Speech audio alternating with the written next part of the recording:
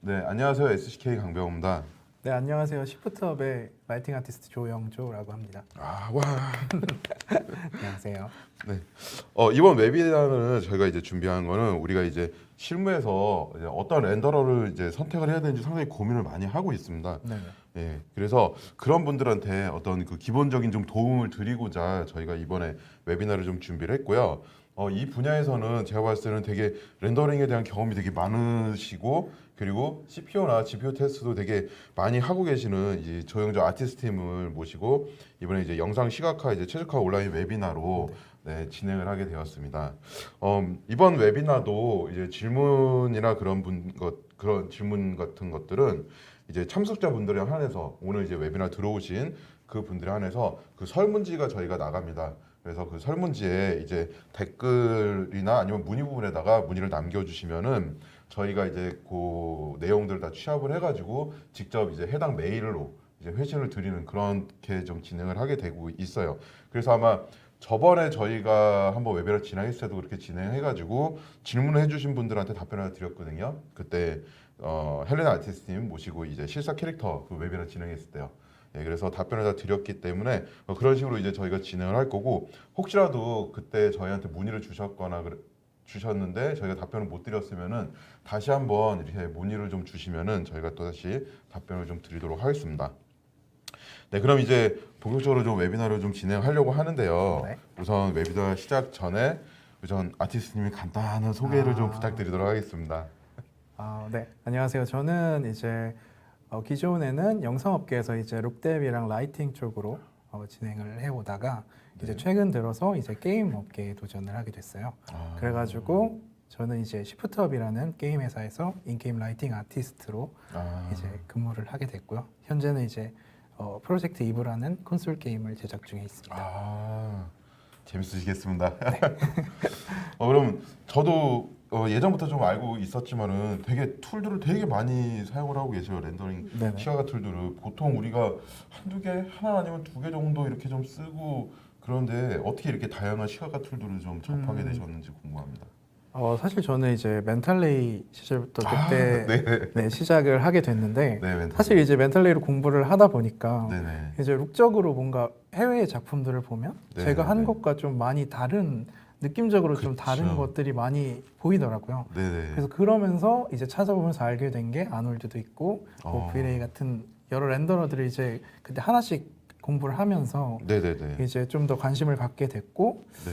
물론 이제 제 실력이 그 당시 실력이 부족했기 때문일 수도 있지만 네. 뭐 그런 부분들에 있어서 차이점을 알게 되고 뭐 글로벌 일루미네이션이 어떤 차이를 갖고 있는지 이런 것들이나 이런 걸 좀 많이 습득하게 됐고요. 그리고 뭐그 외에도 이제 뭐 최근에 이제 GPU 렌더러들이 이슈가 되고 있잖아요. 네네네. 그래서 그런 부분들이 이제 개인적으로 공부를 할 때는 좀 더 빠르게 결과물을 만들어낼 수 있으니까 그런 것들을 좀 관심을 갖고 진행을 하면서 이제 좀 더 욕심이 생겨서 서로 비교도 해보고 이러면서 지금은 최근에는 이제 리얼타임 엔진까지도 많이 여러 개를 다뤄보고 있습니다. 네, 엄청나게 R&D를 많이 하시는 것 같아요. 이거 시간이 좀 모자랄 것 같은데 하루 24시간 내내 막 작업하시고 R&D 하시고 그러시는 거 아닐까 네, 그런 생각도 좀 듭니다.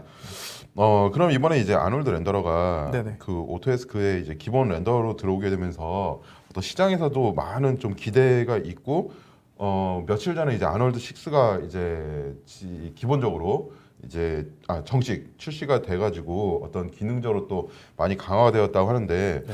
혹시 아티스트님도 좀 아놀드를 최근에 좀 사용을 해보셨나요? 어떠신가요? 네, 이번에 뭐 세미나 준비를 하면서도 그렇고 네네네. 이번에 마야 2020 나와서 그 사용해 보면서 이제 아놀드 6를 써보게 됐는데 네네. 일단 저한테는 가장 큰 메리트로 다가왔던 건 일단 GPU 쪽 부분인 것 같아요. 그쵸. 일단, 이번에 네. GPU가 이제 정식으로 출시가 됐습니다. 네. 그래서 이번에 뭐 VDB도 지원을 네네. 하게 됐고 그쵸. 그다음에 뭐 OSL도 GPU에서 이제 사용을 할 수 있게 됐더라고요. 맞아요. 네네네. 그래서 이제 기존의 그런 CPU에서 쓰던 방식 그대로 이제 GPU에서 작업을 할 수 있는 게 큰 메리트가 된 것 같습니다. 다행히 잘 나온 것 같습니다. 네, 그래서 이제 다들 또 뭐 아놀드가 좋다, 뭐 다른 렌더러들이 이제 또 뭐 이 렌더러가 좋다, 저 렌더러가 좋다는 얘기들이 많은데 실질적으로 우리가 다 이해를 하고 작업하는 게 쉽지는 않잖아요. 네, 그렇죠. 또 현업에서 또 그 많은 툴들을 다 이렇게 R&D 할 시간이 되게 쉽지가 않아서 오늘 이제 그런 부분들에서 또 많은 도움이 될 것 같아요. 저도 진짜 이걸 다 이렇게 아티스트님 같이럼 막 하고 싶은데 이게 진짜 어려워서 요 시간을 좀 빌어가지고 좀 많이 좀 정보를 얻고 저도 좀 배워보도록 좀 하겠습니다. 그러면 이제 지금부터 이제 아티스트님이 한번 본격적으로 한번 우리는 이제 어떤 렌더러를 선택해야 하는가에 대해서 네. 한번 멋진 웨비나를 한번 좀 기대를 부탁드려 보겠습니다. 알겠습니다. 한번 시작해 주시죠. 네, 세미나 진행하겠습니다. 일단은 저는 이번에 우리는 어떤 렌더러를 선택해야 하는가라는 주제로 일단 세미나를 이끌어가게 됐는데 네. 사실상 이제 현 시점에 와서 그런 렌더러를 뭔가 좋고 나쁨으로 비교하는 건 크게 의미가 없는 것 같아요. 네, 맞아요. 저도 사실 그렇기 때문에 저는 이번에 준비를 하면서 내용들을 정리하면서 네. 뭔가 장단점을 나타낸다라기보다는 네네네. 각각의 뭔가 특징들을 갖고 있잖아요. 그쵸. 런 네, 특징들을 위주로 좀 더 이제 어떤 관점에서 좀 더 분리를 해서 접근하면 좀 더 효율적으로 쓸 수 있을지 그런 내용을 담아봤습니다. 기대가 많이 됩니다. 일단 그래서 첫 번째로는 렌더러별 개념들을 좀 더 네. 집중적으로 다뤄보려고 하는데요. 네. 일단은 렌더러를 사용함에 있어서 가장 쉽게 나눌 수 있는 특징이 네. 이제 바이어스 특성과 언바이어스 네. 특성 두 가지로 나누는 게 일단은 첫 번째일 거라고 생각을 해요. 네네. 그래서 일단 기본적으로는 바이어스 특성이라고 한다면 좀 더 이제 뭔가 편향됐다, 네. 뭔가 좀 더 트릭 같은 걸 많이 쓸 수 있는 형태라고 보시면 좋을 것 같고, 네. 언바이어스는 좀 더 물리적인 방식을 따르는 형태라고 이해를 해주시면 될 것 같아요. 그래서 그 두 개의 각각의 장단점을 분리를 했는데, 네. 일단은 사실 뭐 바이어스드 언바이어스드를 지금 이제 렌더러의 관점으로 나눈다기보다는 현재 모든 대부분의 렌더러는 이 두 가지의 성향을 좀 하이브리드 형태로 사용하고 있어요. 그렇기 때문에 일단은 각각의 특징들을 좀 정리를 해보자면, 네네. 일단 바이어스드 특징을 갖고 있는 렌더러들은 대부분 네. 이제 각각의 바운스, 그러니까 뭐 반사에 대한 값, 굴절에 대한 값, 혹은 GI에 대한 값들을 각각 별도로 계산하는 형태로 진행을 하게 돼요. 그렇기 때문에 네. 사실 뭔가 물리적으로 정확한 결과치는 아닐 수 있지만 근사치에 가까운 결과를 빠른 시간 안에 좀 더 사용자가 편리하게 만들어낼 수 있다는 게 장점으로 꼽을 수 있고요. 네. 그렇기 때문에 이제 빠른 결과물을 만들어낼 수 있다. 그리고 최적화를 하는데 도움이 된다라는 장점을 갖고 있어요. 네. 하지만 그만큼 최적화를 할 수 있는 많은 기능들을 제공하기 때문에 네. 비교적 이제 설정 값들이 굉장히 많이 존재하죠. 네네. 그래서 그런 부분들을 이제 하나하나 공부해 나가는데 좀 더 오랜 시간이 걸릴 수 있지만 네. 속도적인 면에서는 장점이 있다 정도로 봐주시면 될 것 같고요. 네. 또한 이제 뭐 이게 바이어스드 기반 같은 경우에는 그런 그 패스트레이싱 같은 기능보다 이제 부가적으로 쓸 수 있는 다양한 트릭들을 많이 사용하게 돼요. 그래서 네네. 이제 아무래도 메모리에 대한 부담이 사실 조금은 있을 수 있거든요. 그래서 이런 부분들도 숙지를 해주시면 좋을 것 같고요. 네. 그래서 대표적으로 바이어스의 특성을 갖고 있는 네네. 것들이 레이 트레이싱이나 예전 랜덤앤에서 레이즈 방식으로 적용된 그런 방식들에서 주로 사용이 됐었는데, 네. 이 방식 같은 경우는 기존에는 이제 하드웨어의 한계가 분명히 존재를 했었고 네. 그런 부분들을 좀 더 빠르게 그런 노이즈 없는 결과물을 만들어내기 위해 이런 방식들이 많이 도입이 됐었어요. 네. 그래서 포톤 매핑 같은 거에서 생기는 노이즈를 뭐 파이널 게더로 네, 완화시킨다든지 이런 기능들, 그러니까 뭔가 기존의 그런 물리적인 방식 외의 것들이 좀 섞인 것들을 바이어스드 기반의 렌더러라고 보시면 될 것 같고요. 반대로 이제 언바이어스드 같은 경우에는 좀 더 이제 상대적으로는 물리적으로 정확한 결과를 만드는 데 중점을 둔 형태라고 봐주시면 될 것 같아요. 그래서 일단은 물리적으로 만들기 때문에 굉장히 제어하기가 편리한 구조를 갖고 있죠. 네. 그렇기 때문에 일단은 쉽게 그 원하는 결과치까지 도달하는데 굉장히 쉽게 갈 수 있다는 장점을 갖고 있고요. 네. 그리고 또한 이제 물리적인 방식을 선택했기 때문에 좀 더 사실적이고 정확한 결과물을 만들어내는 데는 좀 더 유리한 방식이라고 보실 수 있을 것 같아요. 네. 그리고 이제 또한 그런 뭔가 트릭들을 적게 사용하기 때문에 메모리 사용량도 적고, 단점, 그나마 유일하게 단점이라고 꼽자면 노이즈 문제가 있을 수 있을 것 같아요. 아무래도 언바이어스드는 물리적인 방식을 선택하다 보면 네네. 당연히 그만큼 더 다양한 그런 그 샘플에 대한 정보들이 필요할 테고, 그러면서 노이즈가 생기는데, 네. 그럼에도 이 방식이 최신 들어서 이슈가 되고 있는 거는 그만큼 사실적이고 쉽게 결과물을 만들어낼 수 있는 거겠죠. 그래서 지금 현재 이제 대부분에 사용되는 언바이어스드 렌더러는 패스트레이싱 렌더러라고 보시면 될 것 같아요. 그래서 이제 그런 브루트포스 방식의 GI를 사용하는 뭐 아놀드가 네, 네. 됐던 그 외에도 다양한 렌더러들이 있지만 그런 대부분의 렌더러는 현재는 이제 패스트 트레이싱이 트렌드로 자리 잡고 있고요. 그 외에도 이제 언바이스는 뭐 바이다이렉셔널 패스트 트레이싱이나 뭐 메트로폴리스 라이트 트랜스포트 같은 좀 더 진보된 방식들도 존재를 해요. 네네. 근데 이런 방식 같은 경우에는 사실 노이즈에 대한 이슈가 아직도 한계가 존재하기 때문에 현재는 네. 대부분의 렌더러는 이제 브루트포스 방식을 권장해서 사용하고 있죠. 그래서 딱 네. 두 가지로 이렇게 분류가 되는 거군요. 네, 그래서 크게는 이렇게 네네. 분리를 해주시면 아, 좀 더 크게. 앞으로 렌더러들을 비교하는 데 있어서는 조금은 쉽게 접근하실 수 있지 않을까라는 생각으로 이렇게 정리를 아, 해봤고요. 알겠습니다. 딱 눈에 딱 들어오는데요. 어떻게 되는 이게 건지. 간단하게 일단 정리를 해봤고요. 네. 그러면은 이 언바이스드랑 바이스드의 차이를 알았다면 네. 레이 트레이싱과 패스트 트레이싱의 차이도 그렇죠. 사실 아는 게 중요할 것 같아요. 이 두 개가 약간 상충돼서 혼란을 좀 많이 가중시키는 것 같아서 그래서 이 부분을 간단하고 최대한 심플하게 정리하려고 해봤어요. 네네. 그래서 일단은 기본적으로 패스트 트레이싱을 알기 전에 레이 트레이싱에 대해서 먼저 간단하게 설명을 드리자면 네. 일단 레이 트레이싱은 광원을 추적해서 이루어지는 광원 처리 방법 중에서 네. 굉장히 심플한 구조를 갖고 있어요. 간단한데 굉장히 정확한 결과를 만드는 가장 대중적인 방식이라고 보시면 될 것 같고 네. 실제 세계의 빛이 가진 특성의 근사치를 연산하는 연산 방식 중에 하나라고 보시면 될 것 같아요. 그래서 이 방식의 특징이라고 보자면 일단은 카메라로부터 출발해요. 무조건 뷰 레이가 카메라로부터 출발해서 방원까지의 방식을 역추적하는 구조를 갖고 있어요. 카메라에서 네. 나와가지고 이제 네. 역추적을 한다.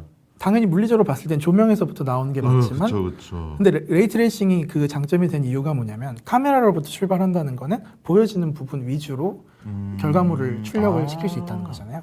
그렇게 되면 그렇네요. 이제 네. 그런 고품질의 퀄리티를 이제 빠르게 이제 만들어낼 수 있기 때문에 레이 트레이싱이 네네네네. 많은 관심을 갖게 된 거고요. 사실 근데 이 레이 트레이싱 자체만 갖고는 GI의 연산을 하기가 사실은 어려웠어요. 그래서 이런 부분들을 추가적인 방식으로 많이 뭐 포인트 클라우드 방식이라든지 네네네네. 뭐 라이트 캐시라든지 이런 것들을 갖고 좀 더 보관을 해 갔는데 네네. 이제 현재 시점에 와서는 패스트 트레이싱이 대중화된 가장 큰 이유가 네.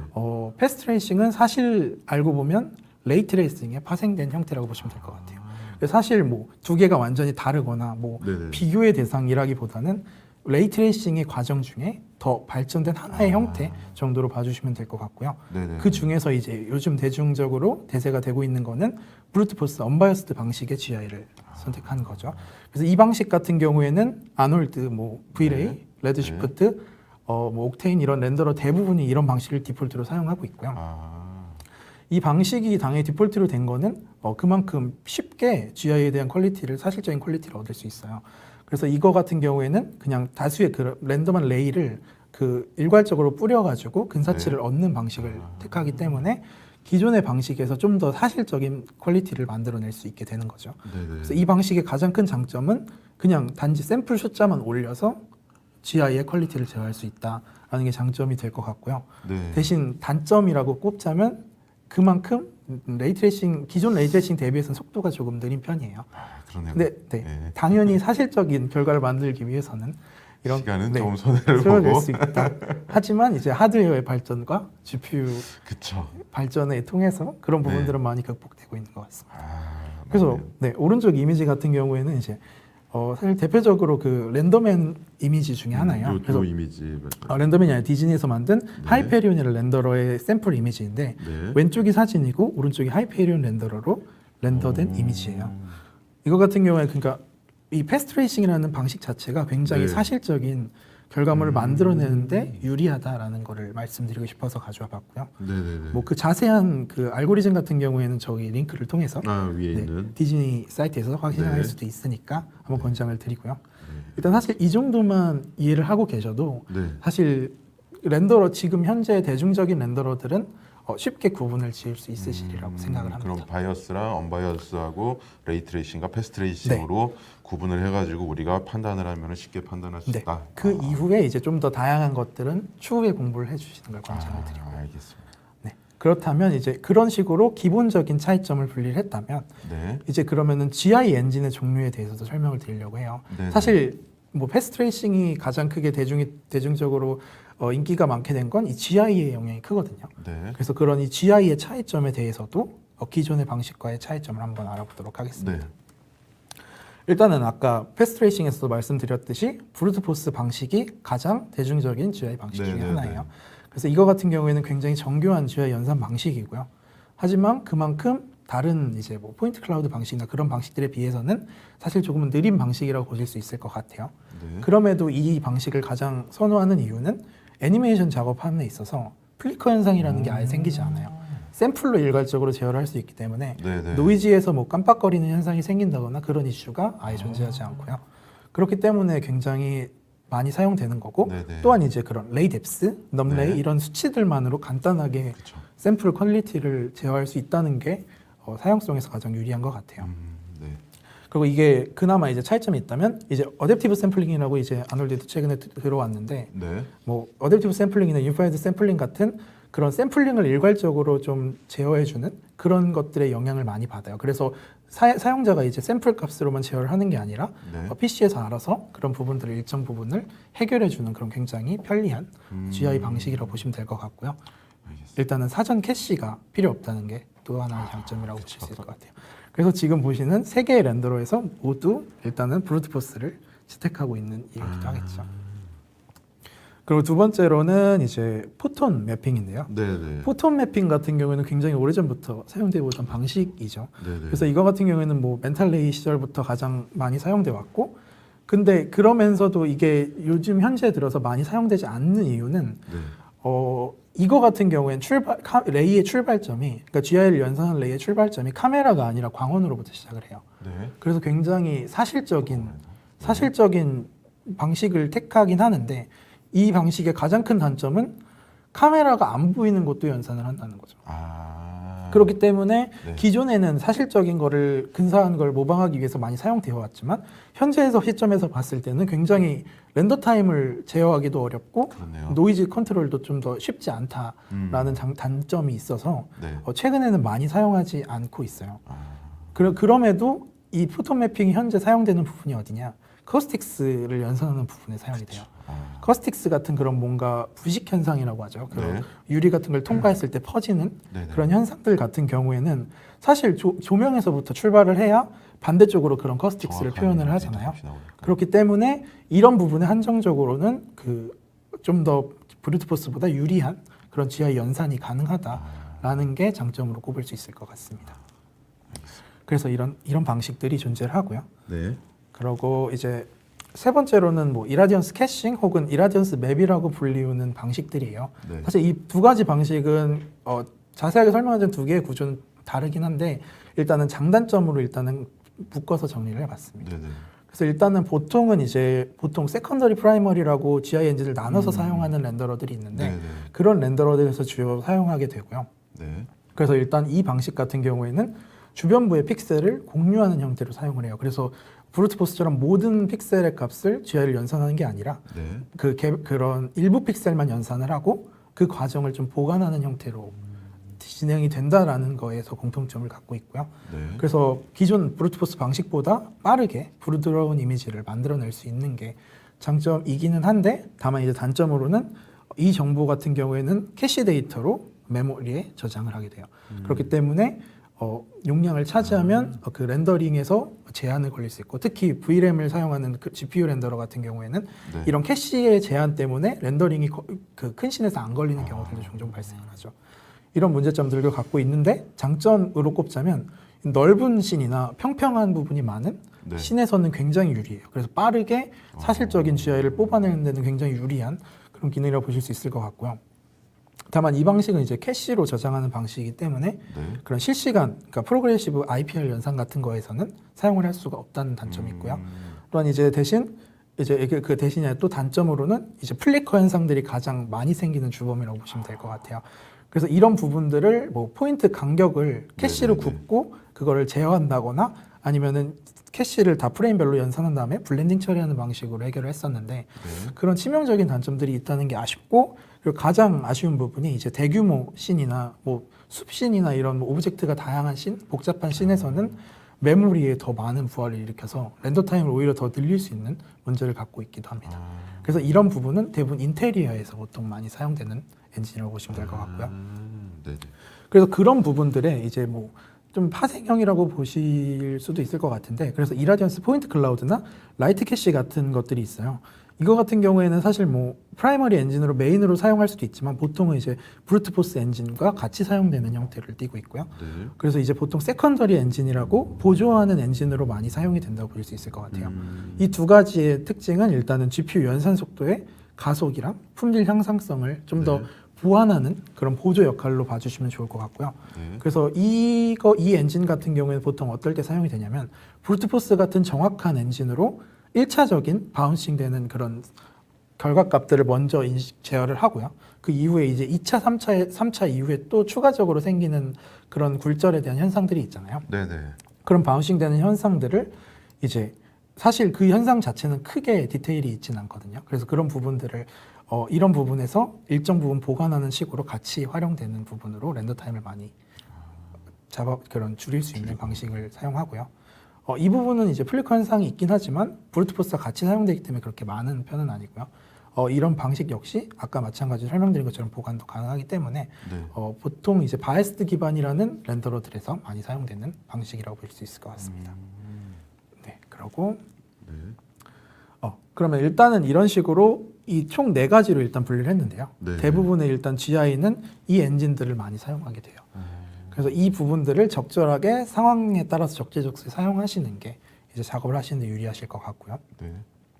다음으로는 그러면 이제 리얼타임 레이 트레이싱에 대한 것도 같이 짚고 넘어갔으면 해서 네네네. 넘어봤습니다. 사실 이거는 이제 뭐 렌더러의 개념이라기보다는 엔진에 가까운 개념이긴 하거든요. 그럼에도 이걸 제가 가져온 이유는 네. 이제 엔진 같은 경우에는 방식 자체가 조금은 달라요. 그래서 저희가 기존에 생각하던 것과 조금은 다른 형태로 생각을 해야 되는 게 네. 이제 기본적으로 게임 엔진 같은 경우에는 레스터라이제이션이라는 방식을 디폴트로 사용하고 네. 그 위에 레이트레이싱이 얹어지는 형태로 이루어져 있어요. 네. 그래서 기본의 이 레이트레이싱의 이론은 동일하지만 이제 기본적으로 이 레스티라이제이션이라는 방식을 조금 이해해 주시는 게 좋을 것 같아요. 그래서 이거는 간단하게만 요약을 하면 라이팅 계산 없이 진짜 그 픽셀의 속성만을 실제 그 속성만을 연산하는 방식인데 사실 이 방식에 대해서 알고 접근을 해주셔야 돼요. 왜 그러냐 하면 일단은 리얼타임 레이트레이싱은 모든 방식을 레이트레이싱으로 적용하는 게 아니에요. 그렇기 때문에 기존의 모든 이제 심플한 구조의 빠른 연산이 되는 부분들은 네. 레스토라이제이션이라는 방식을 그대로 차용하고 그 위에 뭐 반사, 리플렉션, 뭐 글로벌 일루미네이션 같은 좀 시각적으로 화려한 부분이나 연산이 복잡한 그런 부분들에 한정적으로 레이트레이싱을 사용하는 방식을 택하고 있어요. 선택적으로 네. 해주는 그런 방법이라는 그렇죠. 거네요. 그렇기 때문에 이게 사실상 이거를 접근하는 데 있어서 비교하면 이제 결과가 다르다는 사람들이 많을 거예요. 그런 부분들에 대해서 이런 방식들이 같이 접목됐다는 거를 이해해 주시면 좋을 것 같고요. 그리고 이제 샘플 자체가 그럼에도 이제 샘플이 뭐 보통 엔진에서는 4, 8 이 정도의 샘플밖에 쓰지 않은데 네네. 저희 같은 경우에는 뭐 1000단위의 샘플을 쓰기도 하고 그렇거든요. 근데 그럼에도 그게 깨끗하게 보이는 이유들은 네. 사실 이게 이런 레스터라이제이션 방식이 접목돼 있기 때문인 거죠. 그래서 모든 방식의 레이트레이싱이 쓰이지 않았다는 걸 이해해 주시면 좋을 것 같고요. 그 외에도 이제 최근 들어서는 뭐 옵틱스 디노이저 같은 기능들이 같이 접목이 되면서 리얼타임 레이트레이싱이 부각이 된 것 같아요. 그래서 이제 렌더러의 영역과 같이 이런 식으로 어떤 차이가 있는지 알아보면 좋을 것 같고요. 네. 그래서 이런 방식을 하이브리드 형태의 렌더링이라고 하고요. 네. 그래서 이 방식들은 보통 이제 기존의 게임에서 쓰는 디퍼드 쉐이딩이라는 기존의 방식을 그대로 유지하고 섀도우에 한정적으로 레이트레이싱을 선택하거나 라이팅, 리플렉션, 글로벌 일루미네이션, 뭐 AO나 그런 트랜스루선시 같은 그런 부분에 한정적으로 레이트레이싱을 사용한다고 보시면 될 것 같아요. 그래서 이런 부분들을 이해하시면 차이를 느낄 수 있는데 이제 아놀드랑 그래서 한번 비교를 해봤어요. 네. 그래서 기존에 아놀드 GPU로 테스트한 것과 네. 언리얼 엔진에 사용된 패스트레이싱 역시 이제 동일한 브루트포스 방식을 사용하고 있어요. 네. 이 두 개를 봤을 땐 이미지가 굉장히 동일하게 비슷한 형태를 띠고 있는데 큰 차이가 없죠. 오른쪽 레이트레이싱을 봤을 때는 네. 하얀색 명부 부분이 네. 좀 많이 일률적으로 밝은 걸 보실 수 있을 거예요. 네. 그리고 그 바운싱이 아예 없는 영 부분에서도 이렇게 밝은 부분이 나타나는 걸 볼 수 있죠. 이런 문제점들이 다 레스터 방식에서 오는 문제점들이에요. 그렇기 때문에 이런 차이점을 이해하고 계셔야지 동일한 결과물을 만들 수 있으리라고 생각이 되고요. 그래서 좀 더 이제 화려한 시각적으로 화려한 GI를 썼을 때 어떤 차이가 있는지를 보면 네. 뭐 아놀드나 V-Ray나 뭐 레드스피트 이런 어니언 엔진 패스트 레이싱조차도 다 비슷비슷한 결과물을 만들어내요. 네. 일반적으로는. 근데 레이트레이싱 같은 경우에는 안부가 어둡게 나온다거나 네, 조금 더 진하게 이 반사되는 부분이 약간 네. 뿌옇게 나온다거나 이런 문제점들이 존재를 해요. 나오네요. 그래서 이런 차이점이 있기 때문에 수치적인 매칭으로 접근하면 문제가 있다라는 거를 알려드리고 싶었고요. 아, 네. 네, 그래서 그런 부분들을 한번 네, 네. 같이 접근하시면 엔진도 이제 같이 활용하실 수 있을 것 같다는 생각으로 정리를 했습니다. 알겠습니다. 그러면 이제 네, 다음으로는 렌더러별 그런 차이점에 대해서 설명을 드리도록 할 네. 텐데요. 일단은 렌더 세팅의 관점에서 이제 한 3가지 정도 렌더러를 비교를 하게 됐어요. 아, 네, 네. 네, 그래서 일단은 마에서 사용하는 그런 3가지 렌더러를 가져와 봤고요. 네. 일단 이 3가지 렌더러가 뭐 바이애스드다, 언바이애스드다 얘기가 많지만 네. 결과적으로는 설정만 봤을 때는 비슷하다는 걸 말씀을 드리고 싶었어요. 네. 그래서 첫 번째로 일단은 샘플링에 대한 부분을 먼저 설명을 드리고 싶은데 네. 아놀드 같은 경우는 이 샘플링이 이제 메인이죠. 그래서 이 렌더 세팅에서 보면 샘플의 값을 수치를 제어하는데 네. 수치가 대부분 보면 되게 적게 시작하는 걸 알 수가 있어요. 네, 네, 네. 그래서 뭔가 다른 렌더러들은 수치 값이 너무 높은데 얘는 왜 이렇게 낮은가에 대해서 네, 네. 헷갈려 하시는 분들이 계실 수 있는데 기본적으로 아놀드는 네. 그 기본의 각각의 샘플 수의 네. 제곱의 수를 갖고 있어요. 그래서 곱하기 2. 네. 그래서 뭐 디퓨즈의 2제곱에 네. 뭐 카메라 AA를 또 곱하는 식으로 돼요. 그래서 네, 맞. 각각의 제곱 곱하기 네, 제곱으로 네, 네, 이런 네, 식으로 네. 구조가 돼 있기 때문에 실제 샘플은 여기 맥스로 되어 있는 36이라는 숫자가 나오게 되는 거겠죠. 그렇죠. 그렇기 네. 때문에 이런 구조를 갖고 있기 때문에 사실 뭐 샘플의 수가 적은 게 아니라 그만큼 높은 샘플을 쉽게 제어할 수 있게 해놓은 거죠. 직관적으로 제어할 네. 수 있게. 그런 거에 비해서 이제 이쪽 가운데 레드시프트라는 렌더러를 보자면 이제 이거 같은 경우에는 수치가 정수로 이루어져 있어요. 그래서 8이라는 숫자가 나오는 것 자체가 네. 이거랑은 다른 거죠. 얘는 아. 제곱이 돼야진 결과물을 직접 오케이, 입력해야 되는 오케이. 차이를 갖고 있어요. 그렇기 때문에 이런 부분들에서 혼란을 생길 수 있는데 그러네요. 네, 네. 이거를 체크를 해주시는 게 좋을 것 같고요. 네. 그 다음에 V-Ray라는 렌더러 같은 경우에는 여기 이제 MPC 샘플러라는 부분에서 네. use local subdivs라는 걸 체크하면 네. 각 쉐이더 폴더에서 이런 샘플을 제어할 수 있게 돼요. 그 샘플 역시 얘는 제곱의 수를 갖고 있어요. 그래서 실제로 이런 샘플의 제곱근을 갖고 있고 뭐 8 subdiv는 64 샘플 예, 이런 예, 식으로 뭐 아놀드랑 약간은 비슷한 그런 값을 갖고 있죠. 제곱이구나. 곱하기 네. 2가 아니고. 네, 그래서 예. 이거를 좀 인지를 해주시면 샘플을 잡아 나가시는데 좀 더 그렇네요. 네, 이 차이만 사실 아셔도 렌더러들을 쉽게 사용하실 수 있게 될 것 같거든요. 네네. 그래서 이런 부분들을 먼저 말씀을 드리고요. 네. 그 다음에 이제 이제 뭐 클램핑, 네, 그러니까 클램핑. 필터랑 클램핑을 이제 묶어서 말씀을 드릴 텐데 네. 이 필터 값들은 이제 그런 픽셀의 안티알리싱에 대한 부분들, 네네네. 엣지 부분들의 처리 방식들 같은 걸 표현하는 건데요. 네. 이런 필터 같은 경우는 사실 다 똑같아요. 그래서 필터 그리고 뭐 샘플 필터링 그리고 여기에 AA 필터 필터. 타입 이런 게 네. 있죠. 동일하게 그런 각각의 수치들을 제어하실 수 있고요. 대부분 이제 가우시안 다 같은 말이고요. 네. 대부분 이런 샘플들을 많이 사용한다라고 그래서 동일하게 샘플들을 제어할 수 있다라는 거를 아시면 좋을 것 같고요. 네. 그리고 뭐 추가적으로 이제 클램핑 탭이라고 네. 이제 이거 같은 경우에는 노출이 강해졌을 때 네네. 사람의 눈으로 인지하지 못한 흰색 부분이 이제 수치가 굉장히 높게 나와서 네. 그런 부분에서 뭔가 화이트 에러 같은 게 생길 수 있어요. 플리커 같이 네네네. 보이는 에러 같은 걸 그런 거를 일단 임의적으로 제한을 할 수 있는 기능이라고 해주시면 될 것 같은데요. 이 클램핑 기능이 이번에 그러니까 아놀드에서도 이제 AA 클램프만 있다가 인다이렉트 클램프까지 추가가 됐더라고요. 그래서 이런 부분들을 각각의 제어를 하면 이거는 이제 다이렉트 라이트에 대한 네네. 클램핑 제어, 이거는 GI나 간접광에 대한 클램핑 제어를 같이 하실 수 있다고 보시면 될 것 같고요. 네네. 그런 기능들이 역시나 다른 렌더러에서도 존재를 하죠. 네.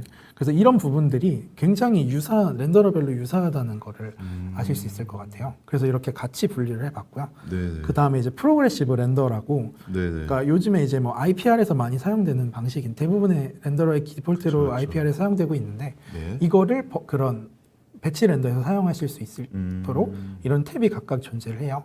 그래서 뭐 아놀드 같은 경우 프로그레시브 렌더 그리고 네. 여기도 프로그레시브 렌더링 네. 이쪽에서도 샘플러 타입에서 프로그레시브를 제어하실 수 있고요.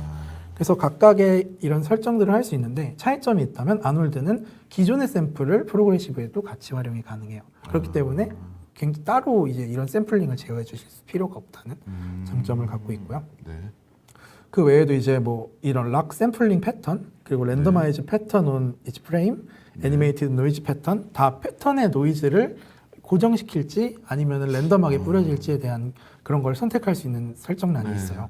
이거 같은 경우에는 보통 실사 작업에 플레이트에 붙이는 작업을 할 때는 사용을 그냥 그대로 노이즈를 사용하게 되지만 만약에 애니메이션이라든지 네. 깔끔한 노이즈 없는 결과물을 만들 땐 이런 거를 체크를 해제하게 되는데 네. 기본적으로 레드시프트나 브이레이는 체크를 해제해야 꺼지는 거고요. 네. 그리고 얘 같은 경우에는 체크를 해야 켜지는 거니까 그 차이만 인지를 해주시면 될 것 같아요.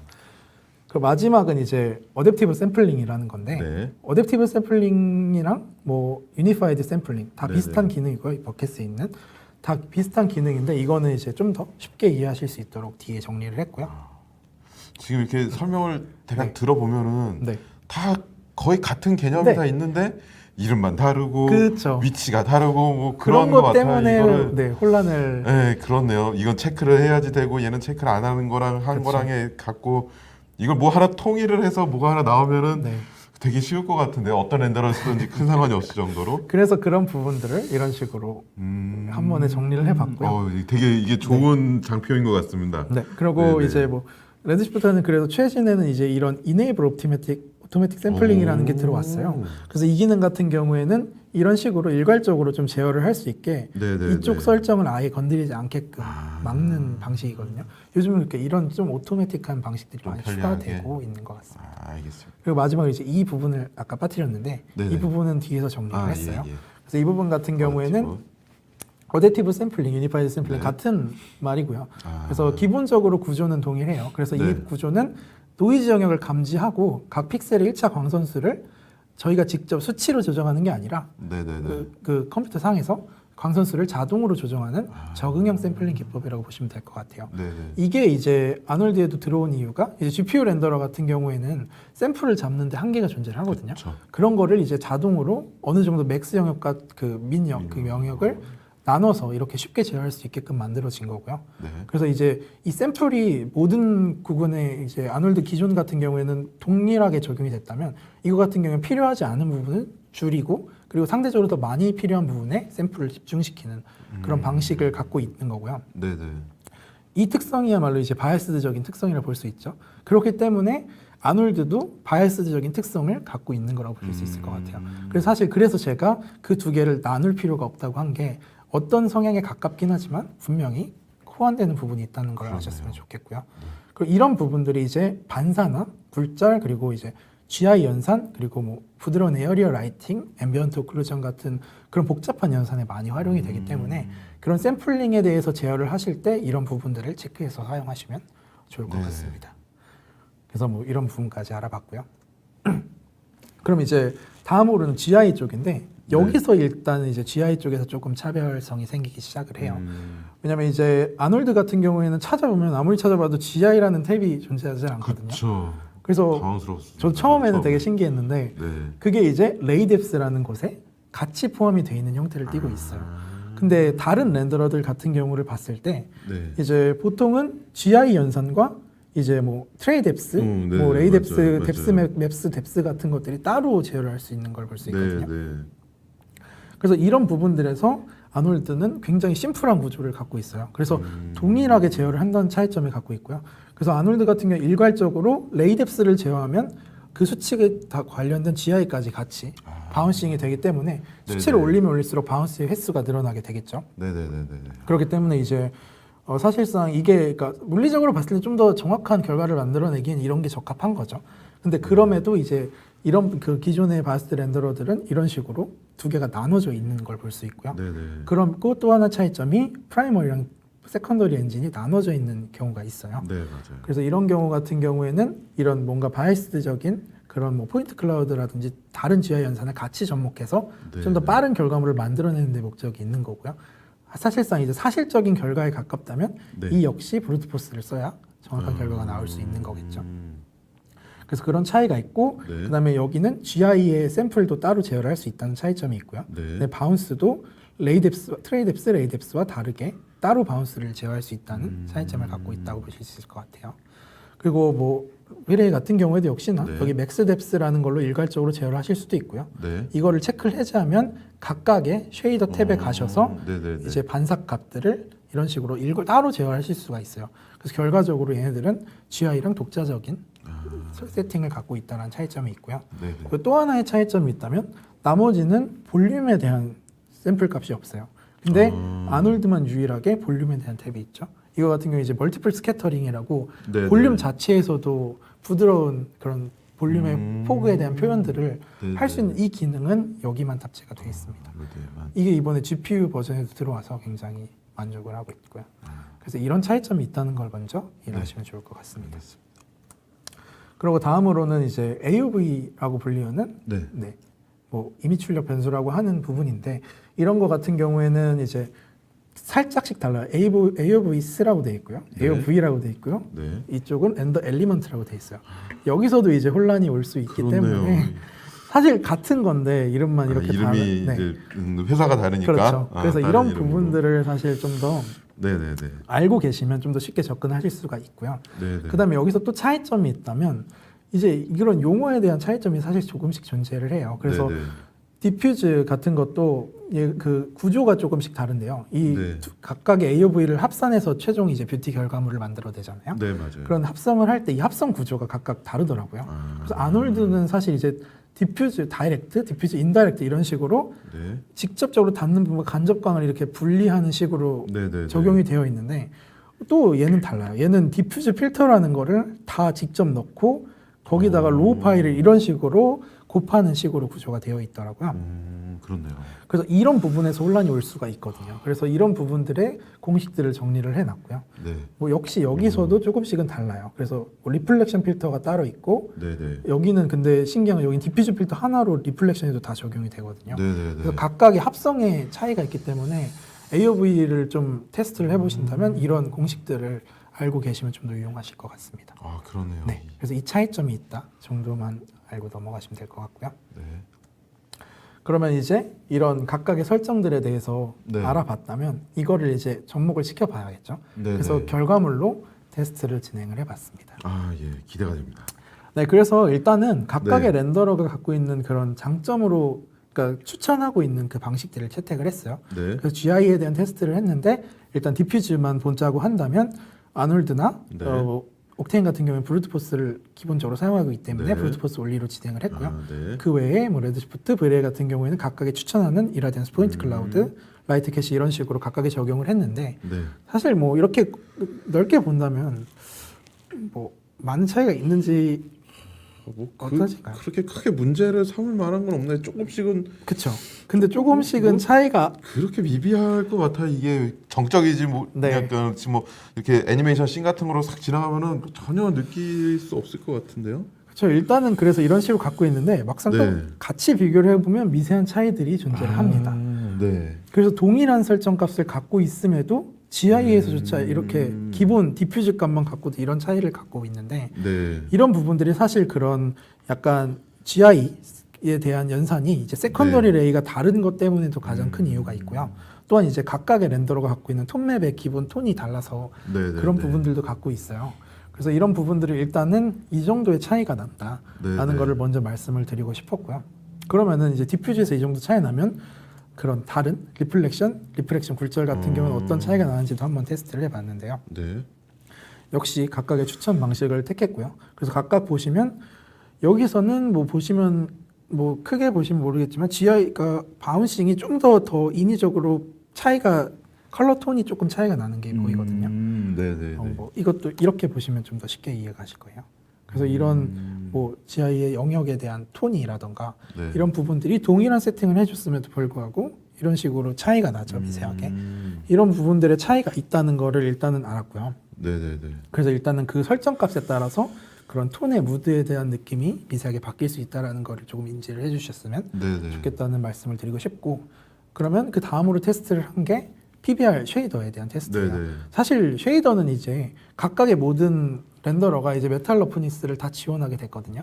그래서 러프니스나 뭐 메탈릭을 다 사용할 수 있기 때문에 사실 서브스턴스 기준으로 테스트를 했을 때 어떤 렌더를 쓰든 이제 쉐이더 그 PBR 기준으로 한다면 이제 더 이상은 뭔가 비교를 할 필요는 이제 없다고 생각을 해요. 네네. 그 정도로 굉장히 많이 서로 이제 많이 그렇게 비슷해진 호환이 많이 좋아진 호환이죠. 네네. 그렇게 많이 좋아진 걸 보실 수 있을 것 같고요. 네. 그래서 그럼 이렇게 각각의 종합적인 걸 했다면 여기서 문제가 생겼던 게 각각의 컬러 톤이 차이가 생겼죠. 네. 그런 거에서 GI에서 문제가 있다는 걸 알았으니 그러면 저는 이번에 테스트를 한 건 모든 세팅을 동일하게 맞춰서 진행을 네네. 해보자라고 해서 진행을 한 게 이 결과물입니다.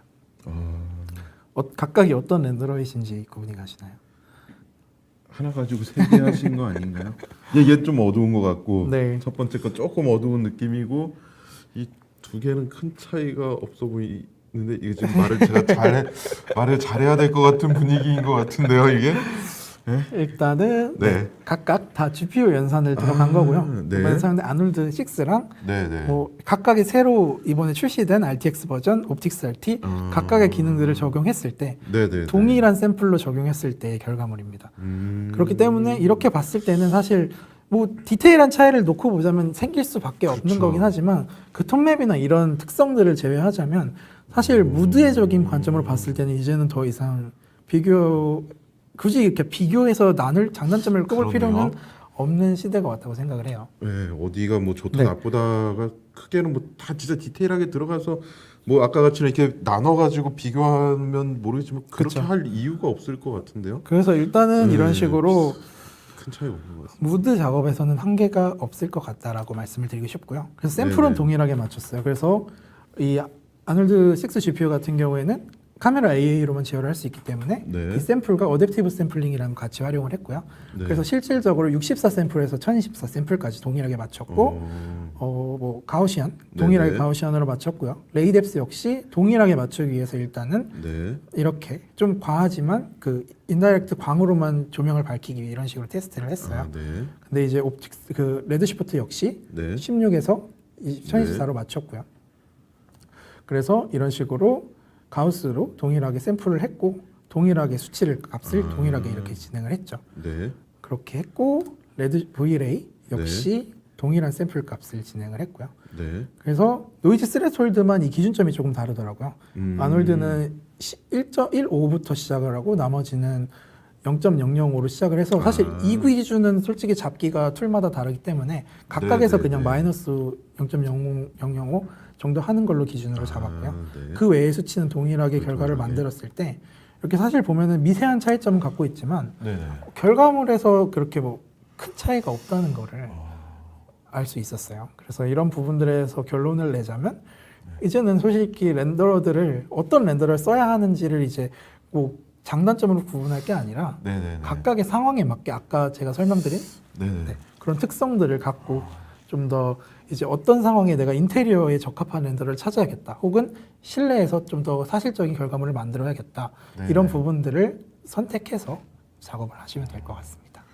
이렇게 얘기를 들어보니까 네. 이 주제를 저희가 어떤 렌더러가 좋은가 그랬는데 지금 보면은 이제 설명을 쭉 듣고 나니까는 렌더러는 중요하지 않은 것 같고 네. 개념과 방식을 우리가 이해를 하면은 그 용어만 알고 각 렌더러에 있는 용어만 알고 방식과 개념만 있으면은 이제는 다 비슷하다. 예전에는 얘가 좋고 얘가 좀 좋고 얘가 좀 메탈이 느낌이 좀 잘 나고 뭐 누구는 뭐가 잘 나고 그랬는데 지금은 와가지고는 거의 개념만 가지고 가면은 어떤 렌더러든지 좋은 퀄리티를 우리가 만들어낼 수 있다. 그렇죠. 그런 결론이 나오네요. 그래서 이제는 제가 그렇게 역량에 느끼네요. 따라서 네. 결과를 만들어낼 수 있는 역량에 시대가 따라서. 오지 않았나라고 아. 감히 말씀을 드릴 수 있을 것 같습니다. 그런 것 같습니다. 앞에 그 개념이 되게 중요한 게 됐네요, 진짜.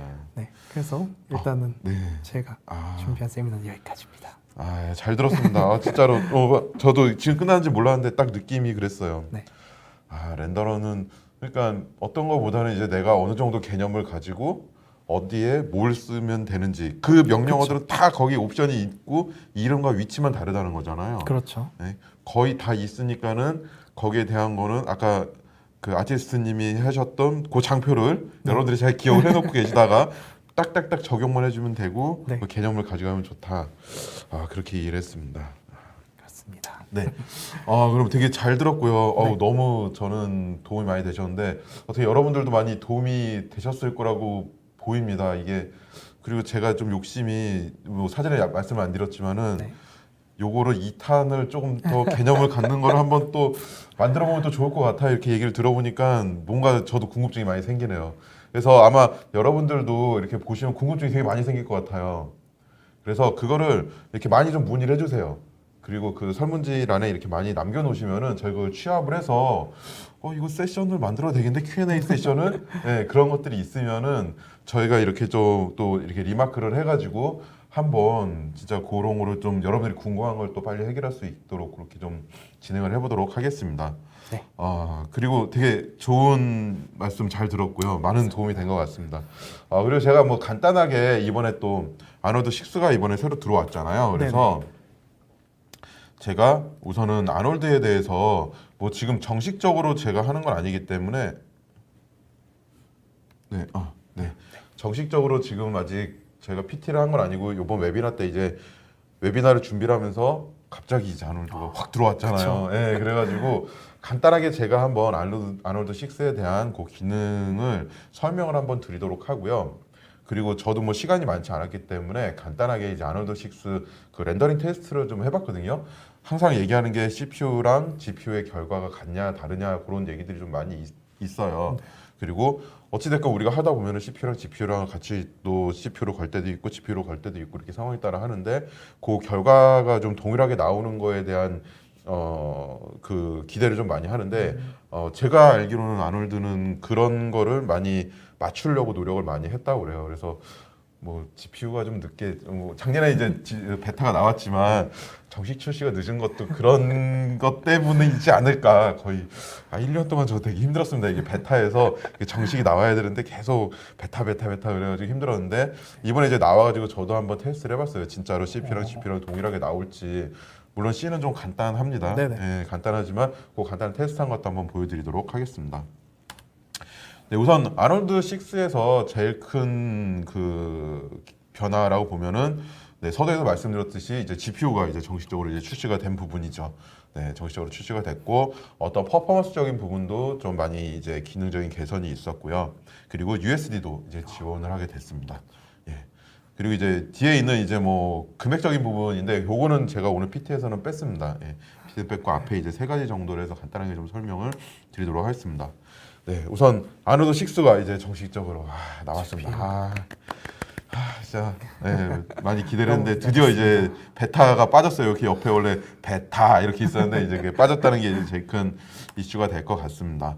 그래서 이제 GPU의 이제 제일 장점은 이미 그 아티스트님도 많이 설명을 해주셨지만은 되게 빠르게 그 렌더링이 걸리는 게 있고 거의 최종 품질의 렌더링을 빠르게 이제 작용할 수가 있다는 거고 그리고 즉각적이고 빠른 피드백이 가능하다는 겁니다. 그래서 이제 프로그레시브 같은 경우도 상당히 빠르게 우리가 빠른 프리뷰를 볼 수가 있고 빠른 컨펌을 할 수가 있다고 볼 수가 있는 거죠. CPU보다는 그런 장점을 가지고 있고요.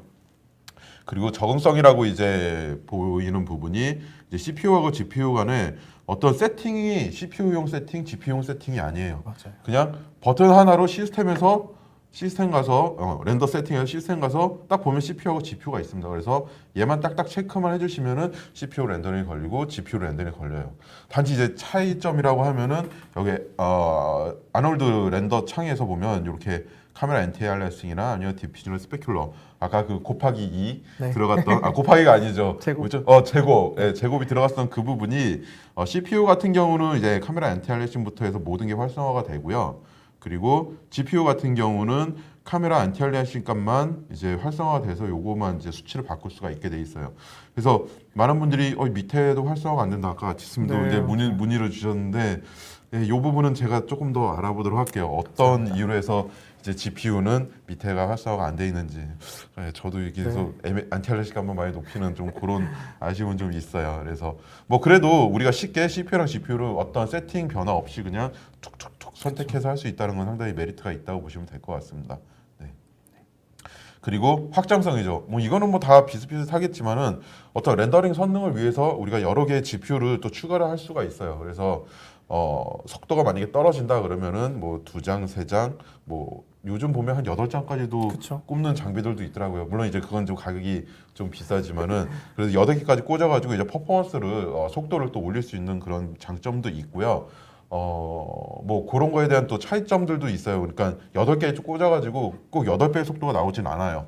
그러니까는 제가 봤을 때는 한 4장 정도? 네. 네, 한 3장까지가 제일 좋고 4장까지가 딱 괜찮은 것 같아요. 그 다음부터는 어떤 진짜 뭐 큰 애니메이션을 걸거나 아니면 큰 씬을 걸었을 때의 뭐 10% 차이가 크잖아요. 네. 네, 그렇지 않고 뭐 간단하게 건다면 한 3-4장 정도가 또 나은 것 같더라고요. 그래서 그런 걸 꼽아가지고 우리가 GPU 렌더링 성능을 높여가지고 빨리 할 수 있는 그런 장점도 있고요.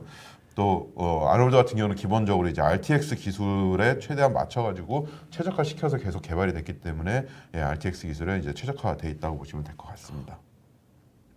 네, 그리고 이제 또 간단한 기능으로는 아까도 이제 아티스트님 얘기하셨듯이 뭐 오픈 쉐이딩, OSL이나 아니면은 VDB 같은 거를 이제 지원을 하게 됐고요. 그리고 텍스처 로딩이 되게 잘 이제 기본적으로 이제 선택적으로 우리가 로딩을 해서 쓸 수가 있는 부분들이 있고요. 그리고 매트 섀도우 같은 경우도 이제 새로운 매트 섀도우 표현이 가능하고 이제 대부분의 이제 라이팅이나 아니면 쉐이더 그런 부분들을 다 지원을 하게 됐다고 합니다. 그리고 모든 카메라도 지원을 하고 이제 디노이즈 노이즈 감소 부분도 많이 개선이 됐다고 보시면 돼요. 그래서 6로 넘어오면서 이제 계속 기능적인 이제 장점은 있다고 보시면 되고요. 지금 보시는 영상은 뭐 아놀드 같은 경우는 기본적으로 이제 대부분이 좀 많이 사용이 되는 그 소프트웨어들 이제 마야나 맥스 그리고 C4D나 후디니 같은 경우는 다 전부 다 지원을 하고 있기 때문에 여러분들이 어떤 툴을 선택을 하더라도 동일한 퀄리티의 아놀드 퀄리티를 만들어낼 수 있는 장점이 있다고 보시면 될 것 같습니다. 네, 그 다음에 좀 뭐 아놀드 GPU 이외의 기능적인 부분이라고 보면은 이제 서브 디비전이 상당히 계산이 좀 빨라졌다고 하더라고요. 네, 그리고 이제 미세한 부분들에 대한 표현을 할 수 있는 멀티 스캐터링 부분이 좀 많이 개선이 됐다고 하고요. 그리고 피지컬 스카이 쉐이더도 개선이 돼 있고요. 그리고 오렌 나이아 디퓨즈 BRDF라고 저도 좀 찾아는 봤어요. 예, 그랬지만 요 개념이 있는데 이 부분도 이제 많이 개선이 됐고요. 네, 그리고 서브서페이스 스캐터링에서 이게 씬 월이라고 했는데 아마 이 뭐라고 해야 되나? 표층? 겉에 층? 네네. 네. 갑자기 이게 갑자기 이게 생각이 안 나가지고 네. 그래서 그 부분에 이제 러프 부분이 좀 개선이 돼가지고 잘 표현이 된다고 그러고 있고요. 그리고 RGBA 디노이징이 이제 스케일을 할 수가 있는 부분들. 그리고 알베도 같은 경우도 좀 많이 개선이 됐다고 합니다. 그 부분도 이제 개선이 됐고 AOV도 이제 라이트 벡터 쉐이더, 그러니까 벡터 쉐이더를 이제 쓸 수 있게끔 그렇게 개선이 됐다고 합니다. 저도 이것들을 이제 계속 보고 뭐 테스트는 해보고 있는데 조금 더 테스트를 해서 또 저도 뭐 따로 좀 만들어서 공유할 수 있도록 그렇게 하겠습니다. 그리고 USD도 이제 지원을 하게끔 이제 공식적으로 발표가 됐기 때문에 이제 USD 파일에 대한 또 원활한 또 사용이 또 가능할 거라고 좀 보이고 있습니다. 네, 지금은 제가 이제 요거는 이제 제가 간단하게 이제 씬을 구성을 한 부분이고요. 네, 요거로 해서 이제 CPU랑 GPU랑 그냥 간단하게 좀 테스트를 해봤어요. 근데 이게 제가 라이브로 하면은 아시겠지만 렌더러잖아요. 네, 그래서 렌더링만 하다 보면은 뭐 한두 시간 갈 수 있기 때문에 동영상으로 우선은 좀 만들어 놨습니다. 네, 그래서 이렇게 보시면은 이제 CPU하고 GPU 부분을 간단하게 선택을 할 수 있고 이렇게 아놀드 렌더에서 이제 카메라 안티알리아시 값을 조절을 해서 우리가 쓸 수가 있는데 이 안티알리아시 값이 제가 5로 해놨고요. 버켓 렌더로 걸 수 있는데 이제 프로그레시브를 하기 위해서 여기 프로그레시브 렌더를 체크를 했습니다. 네, 그래서 쭉 렌더링이 좀 걸리고 아무래도 렌더 타임이 있기 때문에 제가 편집을 했어요. 그래서 지금 보시는데 렌더링 빨리 걸린다 막 그렇게 생각할 수도 있겠지만 편집을 했습니다. 예. 그렇기 때문에 여기 밑에 보시면 제가 이렇게 적어놨어요. 양심적으로 시간을 적어놨습니다. 예, 그렇기 때문에 이제 5로 했었을 때 보니까 한 3분 35초. 네, 한 3분 35초 정도 씬이 좀 가벼워요. 네, 그렇게 좀 걸렸다고 보시면 되고요. 우선은 나중에 이제 GPU로 지금 이제 GPU로 걸 거거든요. 그렇기 때문에 하나 이제 CPU는 저장을 해놨습니다. 예. 그리고 CPU 같은 경우는 아까도 말씀드렸듯이 바꾸면은 이제 밑에 있는 속성들을 우리가 선택을 하지 못하게 돼 있어요. 그래서 저스트 단지 이제 카메라 안티알리아 시간만 하기 때문에 수치를 좀 올려야 되더라고요. 아니면 이제 아답티브 샘플링으로 좀 커버를 해주거나 아니면 디노이징을 해줘야 되는데 우선은 그냥 어떻게 보면은 FM대로 그냥 네. 안탈레크만 10으로 올렸습니다. 지금 보시면은 네 잠깐 이게 드래그를 해서 보면은 네. 아마 그 결과물에 대한 큰 차이는 없고 아마 노이즈적인 차이는 좀 보실 수가 있을 것 같아요. 지금 보시면 제가 이제 여기가 아마 CPU고 이쪽이 아마 GPU로 건 거를 지금 슬라이드로 이제 걸어서 이렇게 보여드리는 건데 크게 어떤 결과물의 차이보다는 좀 노이즈에 대한 차이는 아까도 이제 아티스트님이 설명해 주셨던 그 노이즈, 네, 노이즈에 대한 좀 차이는 있을 수밖에 없더라고요. 그래서 노이즈를 좀 올려보겠다. 네. 네. 다른 건 안 쓰고 그냥 진짜 순진하게 그냥 안탈리아 시간만 좀 올려봤습니다. 그래서 이제 15 정도로 올려봤고요. 물론 이 수치는 더 입력하면 더 입력할수록 네, 더 수치는 넣을 수는 있어요. 근데 최적화는 찾아야 되겠죠. 그래서 지금 제가 걸었을 때 15로 갔을 때는 한 2분, 네, 여기 밑에 잘 안 보이는데 한 2분 7초 정도 지금 걸렸다고 보시면 될 것 같고요. 아무래도 이제 수치값이 올라갔기 때문에 전체적으로 이제 그 렌더 거는 시간이 좀 늘어났다고 보시면 될 것 같습니다. 네. 여기에서도 아무래도 좀 우리 아놀드는 좀 노이즈가 조금은 어쩔 수 없는 것 같아요. 그만큼 정확하니까요. 네. 아까도 이제 정확하게 나오는데 이제 노이즈는 발생이 된다. 네. 그런 부분들이 있지만은 어찌됐건 퀄리티적인 부분에서는 우리가 동일하게 나온다고 보이기 때문에 뭐 저도 이렇게 보면은 아놀드는 이렇게 병행해서 좀 쓸 수 있을 것 같아요. 네. 그래서 상황에 따라서 좀 어떻게 보면 GPU는 처음에 이렇게 쭉 처음부터 이렇게 나오면서 퀄리티를 빨리 볼 수 있으니까는 GPU를 대략 보면서 빠른 수정을 좀 하고 그 다음에 어떤 정확하게 조금 더 퀄리티 있게 보려면은 여기서 바로 시스템을 CPU로 전환을 한 다음에 이렇게 걸어서 보는 것도 최종 결과물을 만드는 것도 되게 좋을 거라고 생각이 듭니다. 예. 그래서 제가 이제 저도 시간이 많지 않기 때문에 좀 간단하게만 이렇게만 좀 보여드리도록 하고요. 뭐 비교 영상이나 이 CPU로 GPU로 전환해서 비교하는 거는 제가 이제 조금씩 더 해가지고 또 만들면은 이렇게 뭐 영상을 좀 올리거나 그렇게 좀 공유를 할 수 있도록 하겠습니다. 네. 그래서 제 세션은 여기까지 이제 마치도록 하고요. 오늘 어떻게 많은 도움이 되셨는지 모르겠습니다. 근데 저는 개인적으로 많은 도움이 된 것 같아요. 제 PT보다는 이제 아티스트님이 해줬었던 그 개념을 우리가 이해를 하는 게 되게 중요하구나. 지금으로 와서는 이제 렌더에 대한 그런 퀄리티적인 부분도 크게는 우리가 신경을 안 쓰고 진짜로 개념만 딱 가지고 있으면 어떤 렌더러가 들어와도 이 개념이 어디에 있지? 그것만 좀 찾아가지고 수치만 이렇게 조절을 해주면은 거의 좋은 퀄리티를 낼 수 있구나라는 거를 좀 알게 되었어요. 네. 그래서 네, 여기까지 저희가 좀 하도록 하고요. 아까도 설명드렸듯이 아마 궁금하신 게 되게 많으실 거라고 생각이 들어요. 그래서 그런 부분들은 그 설문지 제일 마지막 부분에다가 궁금하신 거를 남겨주시면은 저희가 보니까는 저한테까지 그 설문이 오는 게 조금은 시간은 걸리더라고요. 그래서 바로 답변은 못 드리겠지만은 뭐 설문이 오는 대로 제가 좀 취합을 해가지고 진짜로 이게 한 세션을 할 수 있을 정도가 된다 그러면 이제 아티스트 팀한테 다시 한번 어떻게 시간을 좀 이렇게 요청을 드려서 한번 하고 아니시면 그렇게 많지가 않거나 그러면은 우선은 뭐 답 메일로 메일 주소가 다 거기에 남기게 돼 있으니까 메일에다가 그렇게 남길 수 있도록 하겠습니다. 네. 그러면은 오늘 이렇게 되게 좋은 시간 이제 이렇게 만들어 주신 이제 아티스트 팀한테 감사의 박수를 드리면서 마치도록 하겠습니다. 감사합니다.